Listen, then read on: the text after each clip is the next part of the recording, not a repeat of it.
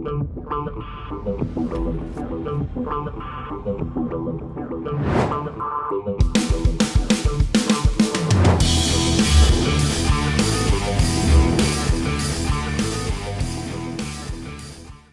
what is up, my fearless networking friend? Todd Falcone here. Welcome back to another episode. We're going to answer the really fun question, and it's a great question, like, why do people ghost me? Let me just say a few things before I get into the whys and the whats of it. So, first of all, it happens to everybody. It doesn't matter who you are, how much money you make, how big of a name you are. You know, it does not matter. People everywhere in and out of network marketing get ghosted. So that's just something people do. Now, I'm not a ghoster. I choose to operate in a different manner. Perhaps we'll talk about that, but you know, other people do. And it's important for you to know the reasons why people do and, you know, what to do about it. How do you handle yourself? Because like years and years and years ago, like over 30 years ago, I remember very early on in my network marketing career, because here's the thing, nobody likes being ghosted. It doesn't feel good. You know, they become part of the prospect protection program. It's like, yo, where'd you go? They disappeared, they vanished, they won't return your calls, they won't return your emails, they're just vacant, they've disappeared off the face of the earth. And, you know, it's hard to not take it personally, right? But it's also easy not to take it personally, so we'll cover that. But here's the deal. So, and look, like over 30 years ago, I remember very early on in my career, I had this lady, yeah, I love it. She's going to come in on Saturday. She was going to sign up. She's going to show up for our training. Saturday training comes around. She doesn't show up. She's gone, disappeared. Prospect protection program. And in my moment of weakness in allowing her choice to ghost me and not show up, I lost it. And I called her up and I used some choice language, I'm sure. I don't remember what I said, but I was in a moment of weakness, and I left this voicemail, and then like a day or so later, I get a phone call. Good afternoon, this is Todd. And it was the CEO of our company, my original mentor, and he goes, hey man, he goes, I heard the voicemail. He goes, if you ever do that again, not only will you never walk, but you're never gonna do network marketing ever again. I mean, it scared the ever living heck out of me. So, you know, some of you guys, if you follow me for any period of time, I talk about, you know, one definition of success is, you know, repeat what works, delete what doesn't. Find things that work and do the things that work, keep doing the things that work, and then delete the things that don't work. Well, that one went into the delete category. I never did it again.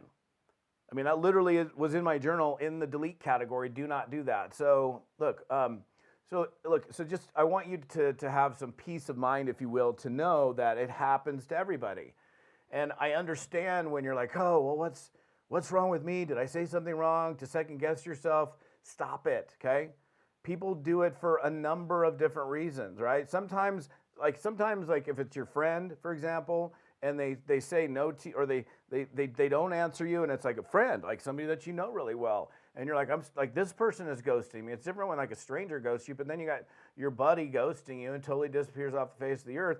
Sometimes they just don't have the balls to tell you no, okay?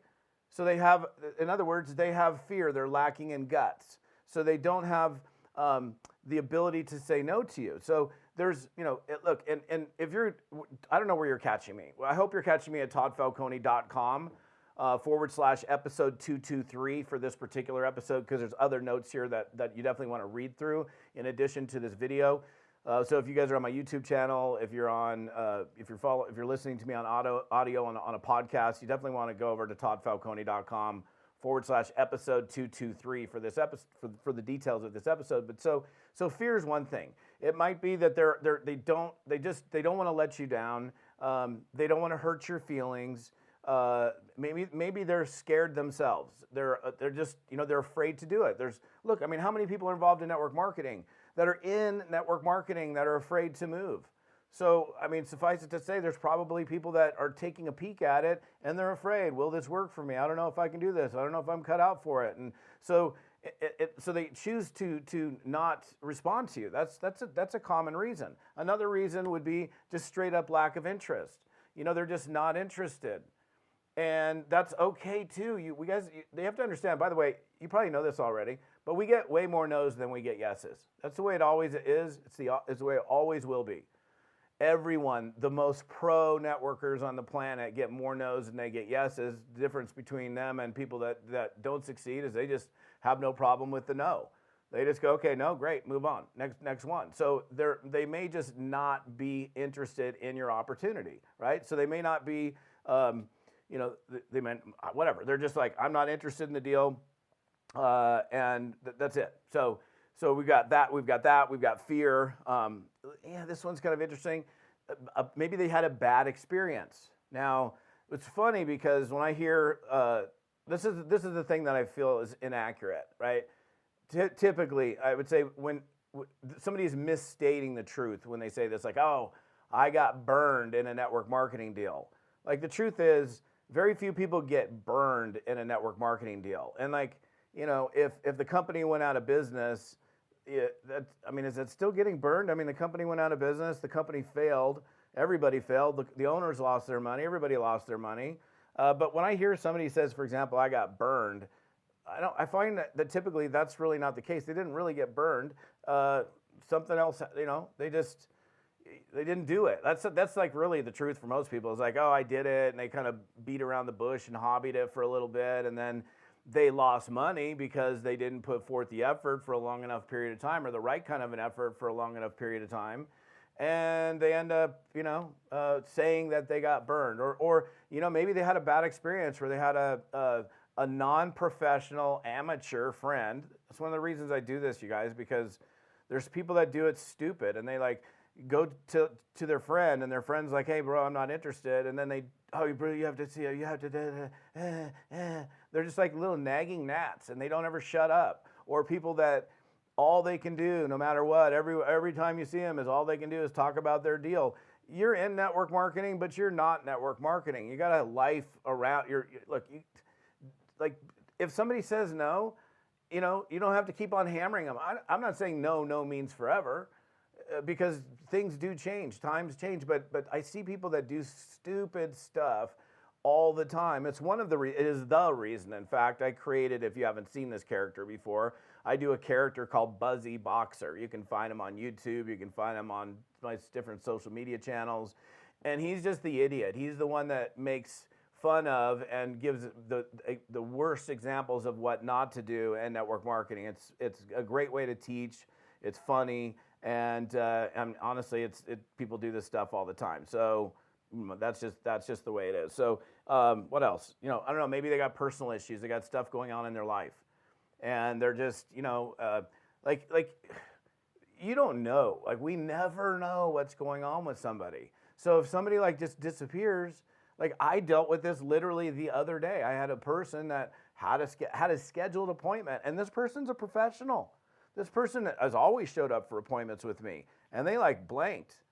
And so I sent them a follow-up text message. I thought we were meeting today. Hope you're good. And then like it was 3 days later, I finally got a response, and they had a family member that had a dire emergency, and I was not a priority. Of course, like family's first, right? So I think you guys just have to understand, people ghost for different reasons. They're not interested, they're fearful, maybe they're just busy. People are busy. It's like that's just what happens. Your schedule fills up. Most people are busy already. And maybe it's not yet a priority for them. But the thing that we can't do is we can't allow ourselves to become emotionally attached and allow that person ghosting us to cause us to then not do anything or second guess ourselves. Now, look, there's a difference between second guessing and going, okay, could I have done something different? If you can find something that maybe you did that caused them to not be interested, then that's certainly a partial fix for you. But to be in this like, self-loathing, what's, man, geez, what's wrong with me? Did I screw up? And then you're like unable to produce the next day or the rest of the day because of it as a joke. You guys have to be able to emotionally detach yourself from people in their decision making, because I got to tell you something. The best thing about networking is people, and the worst thing about networking is people, straight up. There's good people and there's not good people, and that's the way it is everywhere in life. But because we're in a people business, you can't let people pull you off of your game. And so just, I don't know, some thoughts on it. I just want you guys to know that everybody gets ghosted, man. Everybody. I'm pretty well connected in the network marketing space, and I have people that I've reached out to that I have good relationships with that, I mean, I sent them a text message, sent them another text message, a few days later, no response. And all right, well, I'm not like, did I do something wrong? I mean, I had somebody ghost me even recently, and they didn't get back to me. And I was finally like, yo, are you getting my text messages, or did I change your phone number or something? Because it's so unlikely for you, unusual for you to not respond to me. And she basically said to me like, hey, I just didn't want to tell you that I wasn't interested. Like I didn't want to, in fact, I think she said, I don't want to upset you. And I said, I'm a little stronger than that. Like I can handle a no, it's cool. And that's totally fine. I mean, I actually prefer me, if I'm not interested. In fact, I turned down two investments recently within 2 days of each other, and I literally immediately called the two people back that were wanting me to invest in these different businesses. No, and I just called them back and said, I'm just like, it's not the right time. I'm putting my funds elsewhere, and that's me. That's the kind of guy I am. I don't know that you want to be the ghoster person.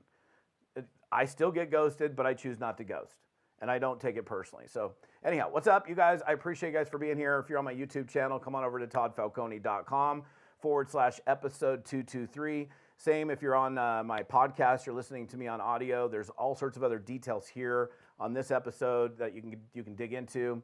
And yeah, love to hear from you. Leave a comment, and I will see you on the next one.